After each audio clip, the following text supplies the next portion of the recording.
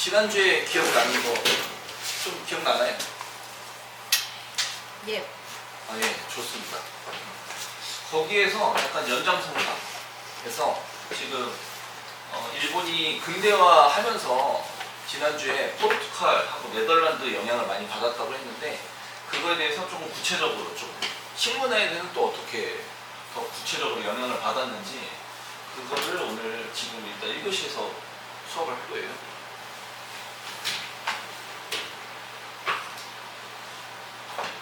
사회적 변화, 식탁위의 혁명, 육식금기의 변화에서 불교 영에서 벗어나서 포르투갈하고 가장 연관이 있는 게 이제 기름진 음식들이 들어오기 시작했다는 거예요. 튀긴 음식들. 그리고 설탕의 보급도 마찬가지입니다.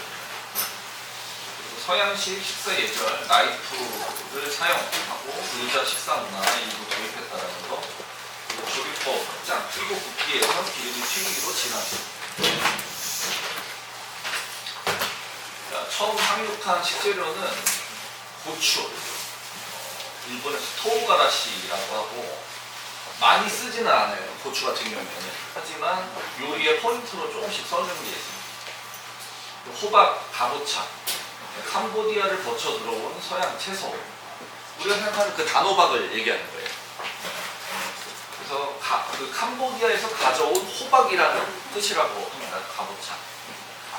구황작물, 감자, 고구마, 옥수수가 들어왔고 설탕, 당시에 금보다 귀했던 사치품으로 표준 식재료로 지금 됐어요.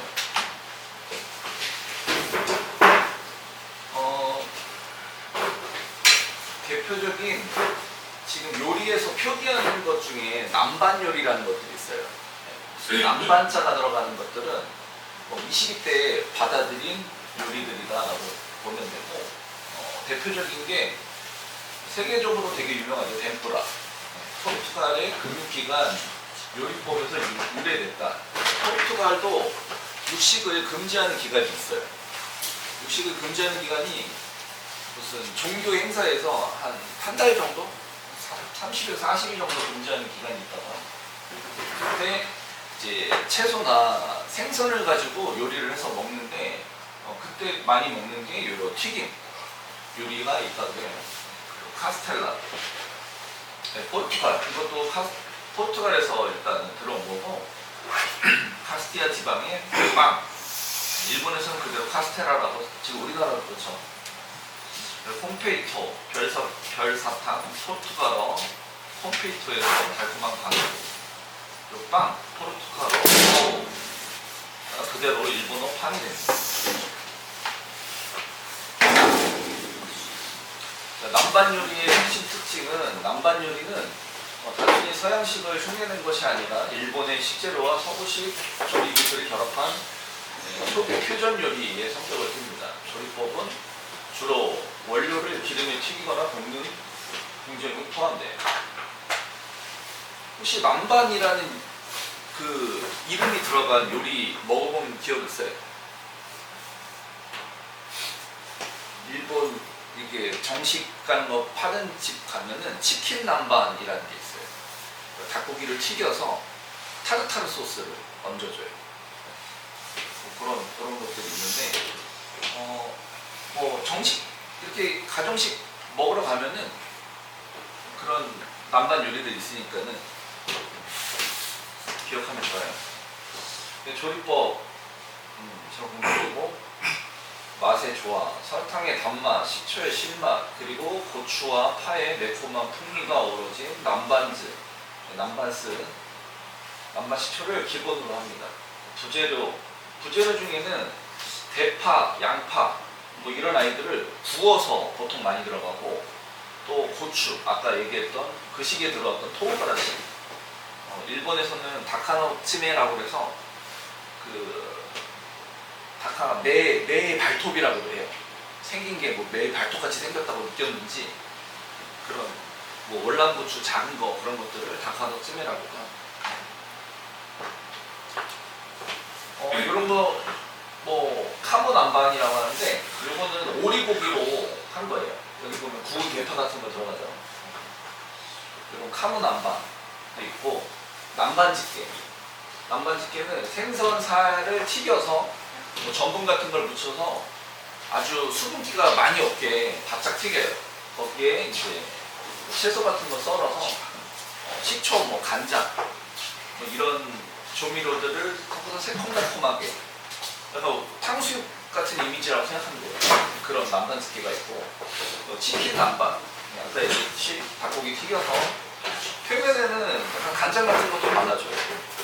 달달한 간장을 발라주고 타르타르 소스를 위에서 끼얹어서 먹을 수 있게 해줘요. 그 무역을 하면서 이제 받은 것도 있지만 일본에서 이제 서양인에 대접한 요리들은 효진 요리, 우리나라의 이제 불교 사찰 음식 같은 그런 음식이 있고, 해산물 조림이나 구이, 날생선 대신 익힌 생선 위주의 대접, 일본 전통 술, 사케, 와인 대신 제공된 쌀로 빚은 술, 그런 것도 있죠. 쌀밥밥국, 일본의 기본적인 식사 문화를 소개합니다. 이 시기 때는 뭐 육식 금지된 것도 있지만 일본에서는 생선 요리가 더 발달되어 있다 보니까는 가장 맛있다라고 느낀 거를, 그래도 뭐 포르투갈은 조청을 엄청 많이 들어있어요, 일본이. 그래서 뭐 가장 맛있다고 했던 그런 음식들을 어떻게 하면 이 사람들이 맛있게 먹을까를 고민하면서 요리를 해줬다고 합니다. 그렇게 나온 음식이 뭐 이자카야나 이런 데 가면은 타다키 이런 거 있죠? 네, 그런 타다키, 저번에 설명했지만은 타다키 같은 요리도 이때 나온 메뉴예요. 큐슈 지방 어딘 줄 기억나요? 요 4개 섬 중에서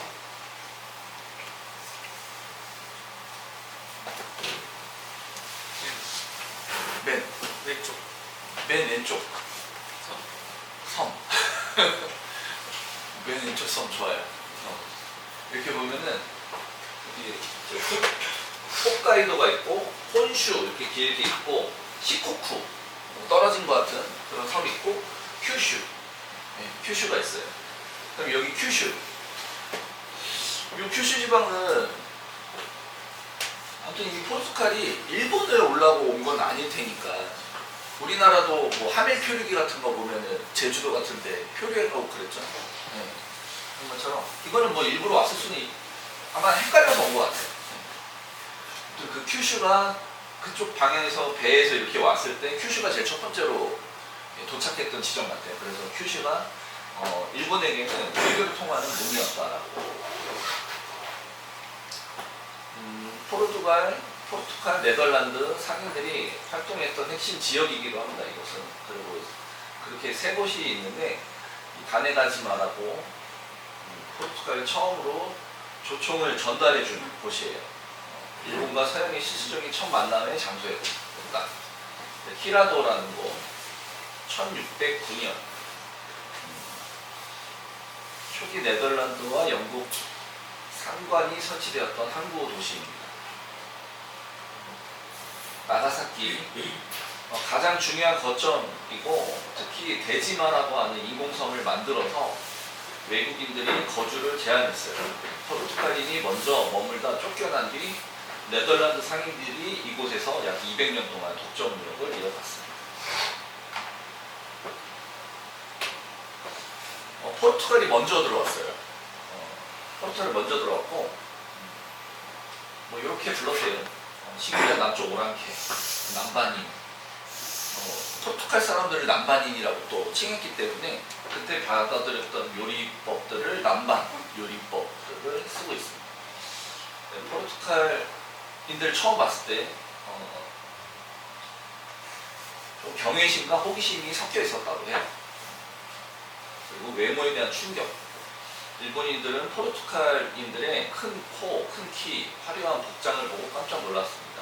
코가 길고 눈이 파란 괴물 같다는 기록도 있지만, 그들이 가져온 신기한 물건, 조총 시계 유리잔 덕분에 부유한 이방인으로 대접받았습니다. 목적이 무조건 진짜 조총이 90%인 것 같아요. 조총이 거의 90%고, 뭐 유리잔 같은 것도 어떻게 보면 흙으로 도자기 빚어서, 그것도 우리나라 거였죠. 레스토랑에 가던 사람들한테 투명한 유리잔이 엄청 좋아 보였나 봐요. 그래서 되게 그리고 막 겉모습이 이렇게 좀 정장 비슷하게도 입고 있으니까 되게 좀 있어 보이는 그런 느낌이었더라고요. 종교적 갈등. 가톨릭 뭐 우리나라도 처음에 들어왔을 때 조금 조선 시대에서 이렇게 많이 죽였죠. 전파를 못하게 하려고. 김대건 신부 그렇게 돌아가신 것처럼. 근데 일본은 포르투갈이 한 100년 정도 거주를 하다가 쫓겨난 게 이제 사람들을 자꾸 종교로 끌어들이 정신을 약간 조금 세뇌시키면서 이게 끌어들이는 그것 때문에 일본에서 결국엔 쫓겨났어요. 포르투갈 쫓겨난 자리에 이제 네덜란드 사람들이 들어왔어요. 그렇다고 이게 겹치지 않는 기간이 있었던 건 아니에요. 겹치는 기간이 당연히 있었는데 완전 포르투갈이 쫓겨나면서 네덜란드만 가지고 이제 조금 더 비즈니스적인 그런 것들을 했습니다. 네덜란드는 요 대지만하고 이게 사이즈가 나중에 사진 보여주면서 그때 설명해 줄게요. 일단은 종교적인 그런 것 때문에 포르투갈 쫓아내고 나서 네덜란드랑은 철저하게 비즈니스 관계로만 있었다고 합니다. 대지마에 격리했고 일본인들하고 섞이는 거를 엄청나게 막았었어요. 축구장 2개 정도 크기.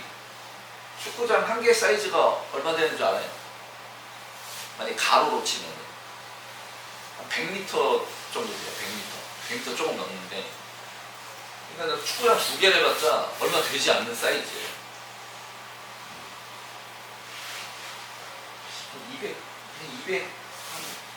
250m? 예? 한 100m 됐을까요? 네. 그런 그 정도 사이즈입니다. 네.